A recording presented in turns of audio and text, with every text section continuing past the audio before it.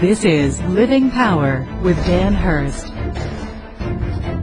Which takes us to the third thing. What do you have to do in your life when you are expecting conflict and you know that there is some direct opposition in your life?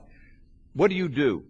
Well, you do what Jesus did in verse 54. Jesus, therefore, no longer walked openly among the Jews, but went from there to the region near the wilderness to a town called Ephraim, and there he stayed with the disciples. Now, as best we can determine, and this is really important to understand, this is a significant part of learning to deal with turning points in your life. As best we can determine, the word Ephraim comes from the Hebrew word, which is Ephron, and it means gazelle.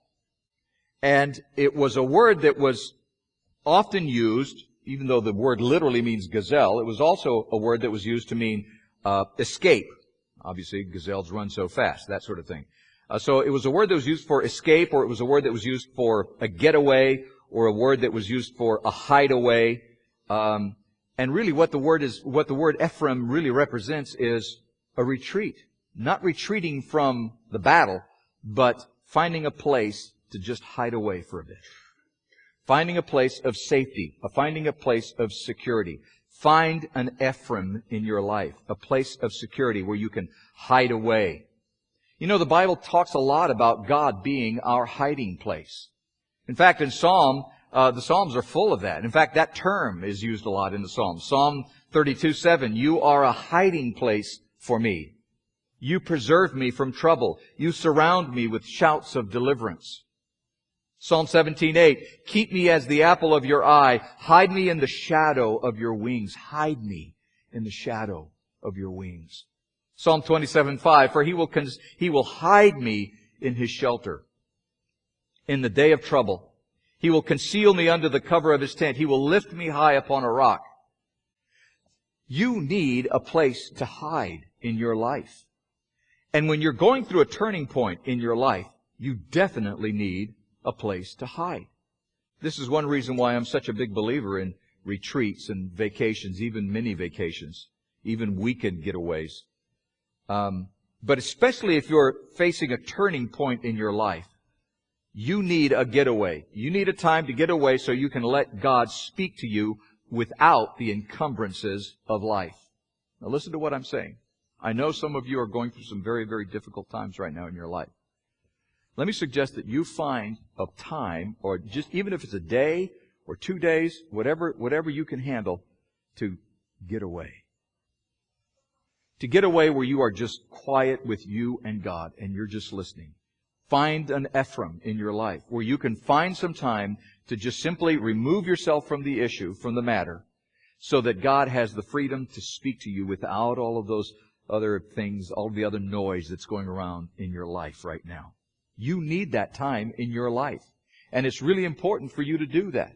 It's something that all of us should do more on a regular basis. We need Ephraims in our lives, those places where we can just hide away, even if it's just for a day or two, to let God speak to us. I'll never forget a pastor's wife that I know down in Florida, who would often just go check into a motel there in town, as a matter of fact. And she would go and she would say, I'm staying in this room on my knees before the Lord until I have an answer.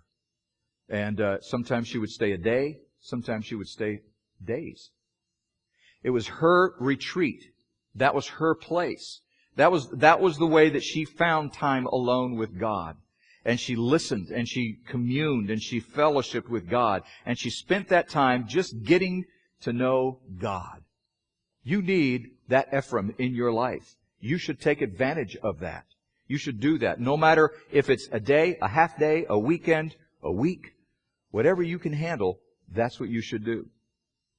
As you read the life of Jesus, one thing becomes very, very clear. Think about it. At all of the turning points of His life, He found time to get away and spend listening to His Holy Father. In fact, right before He was arrested and taken was taken to court and then crucified, right before that, He was at a time of retreat. He was in the Garden of Gethsemane, praying. And it was that special time where he could spend time listening to the Holy Father, just listening to his Father speak to him and commune with him. In every one of those times, every turning point, as we study the life of Christ, every turning point involved a time where he got away and just spent time with the Father. You need that in your life. Now, one other thing, this is the fourth item on how to deal with turning points, how to handle the turning points in your life. And this one is so critical. You need to surround yourself with those you trust. You have to surround yourself with those you trust. What happens with us is that sometimes we get so caught up in the issue, the conflict, or the problem that's happening in our lives, that is what we surround ourselves with. And we forget that there's a bigger world.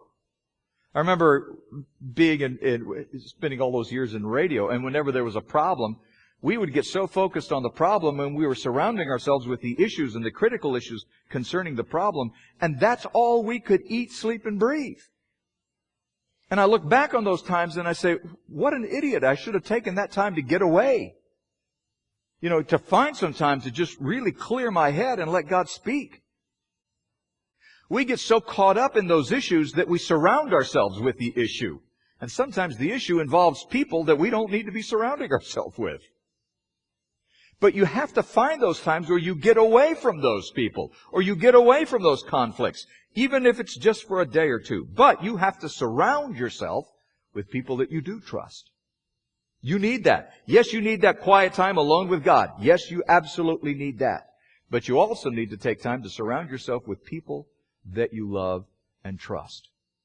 You know, I do something in my life that I have.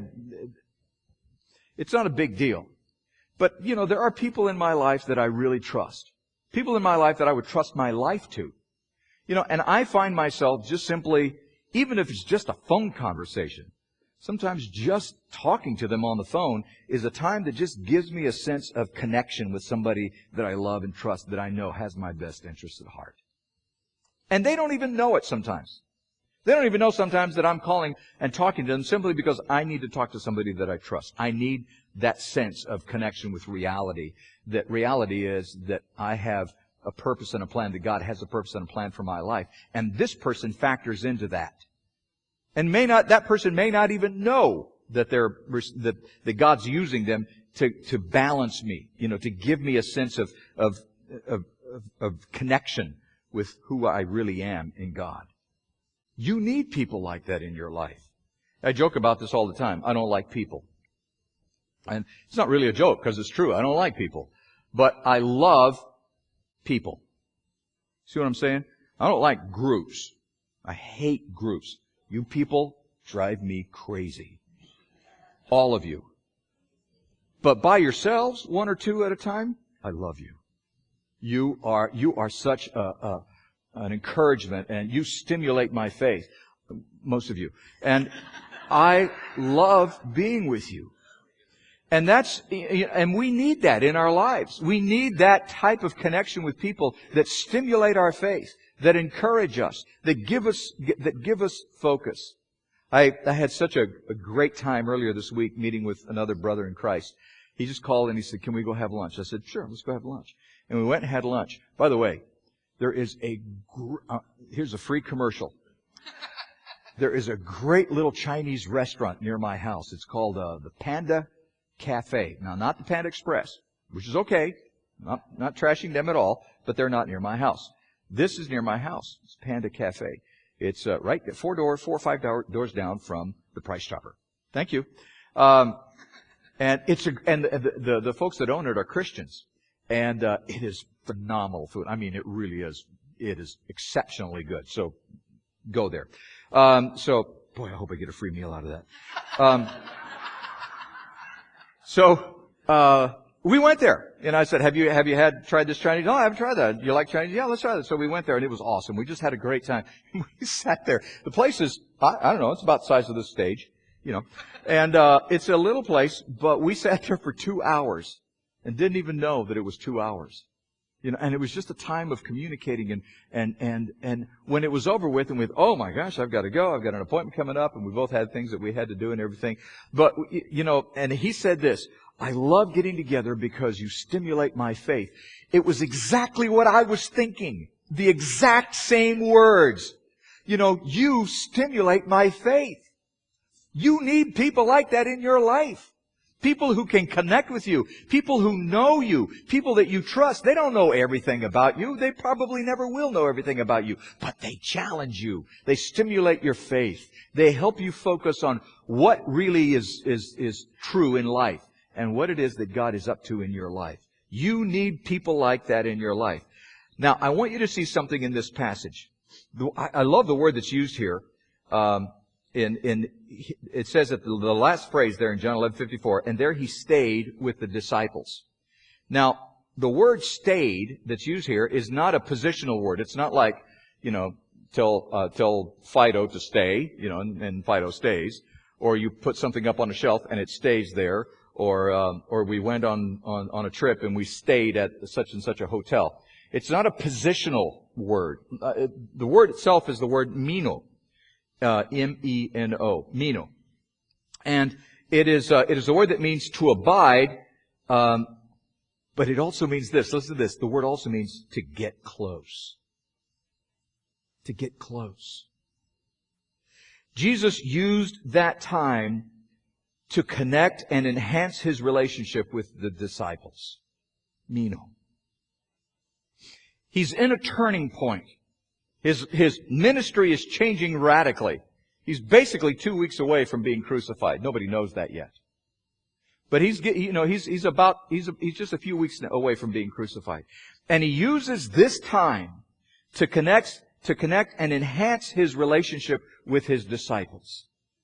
It was a turning point in his life. And that is so important in a turning point in your life. It needs to be a time where you connect and you enhance the relationship with the people that you trust. People that make a difference in your life. People that stimulate your faith. That's one reason why church is so important. By the way, there are no lone rangers in the kingdom. You know, there are people who try to be. People who think they are. Oh, you know, I'm going to do this on my own. You're so full of hooey.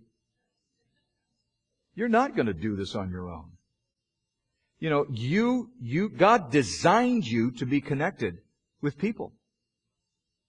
Because God's people who love God's people love God's people who love God's people. Write that one down. You know, the thing about it is we are designed to love each other. We are designed to love each other. And we're fulfilled that way. I love what Hebrews 10, verses 24 and 25 says. Let's consider how to stir up one another to love and good works. Isn't that a great term? Let's figure out a way to stir each other up to good works and to love. What is that saying? Let's find a way to stimulate each other's faith. Let's find ways to encourage each other to love and to good works. Not neglecting to meet together, as is the habit of some, but encouraging one another, all the more as you see the day, capital D, the day drawing near. Let me tell you something. I don't know if you've noticed this, but things are pretty wacky in the world right now. And we really need each other. I'm in contact with a bunch of people down in Venezuela. You know, there's all kinds of political issues happening in Venezuela right now. And I'm in contact with a bunch of believers down in Venezuela. And you would not believe the faith thing that's happening right now in Venezuela. There are people, students, I'm talking about college students now in Venezuela, who are getting together for prayer meetings. You know, connecting with each other during this time of transition in their life. God is up to something in Venezuela. And it's because people recognize that they need each other. And they're meeting together to encourage each other and to stimulate each other's faith in a time of crisis, in a time of great difficulty. You need each other in that time of transition in your life, in that time that is a turning point in your life. And especially now as the day draws near. And this is also why I think small groups of fellowship are so important. Small groups are critically important. This is why, exactly this thing, because you have to surround yourself with those that you trust. The fourth point. You need groups of people that you surround yourself with, that you trust, that you love, that stimulate your faith. I don't care if it's a group of 2 or if it's a group of 20. You need that group. And you know what? In a group this size, in a class this size, there are opportunities that are immeasurable to build connections. Because we're not going to connect with each other. I always talk about get to know each other. You know, we don't know everybody in this room. I don't know everybody in this room. Don't want to know everybody in this room. But, well, what I meant to say was I know some people that I don't want to know in this room. If I don't know you, I do want to know you. It's just that I'd like to exchange you for somebody that I do know. Now, that didn't come out right either. But anyway, my point is that as a large group, we're not going to get to know each other. It doesn't happen that way. We're not designed to know each other that way. We get to know each other and stimulate each other's faith and love each other and pray for each other as we find that time of retreat. As Jesus did, where He stayed with His disciples. He meno with His disciples. And so, it's so important to have those groups. You need people in your life that you trust and that you know will love you and pray for you and build you up in your faith. You need that. And here's an important point, and they need that from you. You need it. But they need it also. There are people in this class that need you to stimulate their faith. You have a ministry even in this class. It's not just about you getting fed. It's about you stimulating somebody else's faith, connecting with somebody else and stimulating their faith and building them up in the kingdom. That's important. It's important. It's critical, as a matter of fact. And that's why Jesus stayed with His disciples. One of the reasons we developed this class the way that we did, the way it's developed. Remember, some of you have been with this class a long, long time. And by the way, for those of you who are new in this class, we have a policy in this class, and we stick to it. You come and go as you please. If you want to come and sit in this class for a few weeks and then go and connect with another class, go. I mean, I'm happy for you to go. You don't have to make any apologies to me. Yeah, we're going to this other class now. I don't care. You know, I'm glad you're connecting somewhere else. You should go. There are a few of you, I wish you would go. You know, we have something very, very special here. But sometimes, you know, this is a place where people will come and sit for a while and soak. You know, we have pastors that come and sit in this class just to sit and soak and heal. We've had a number of, you don't know this, but we've had a number of pastors that just come here and are part of this class for a little while until God just really begins restoring them and there's a renewal in their life, and then God moves them onto somewhere else to go and minister. I think that's awesome. That's what we should be. That's what we need to be.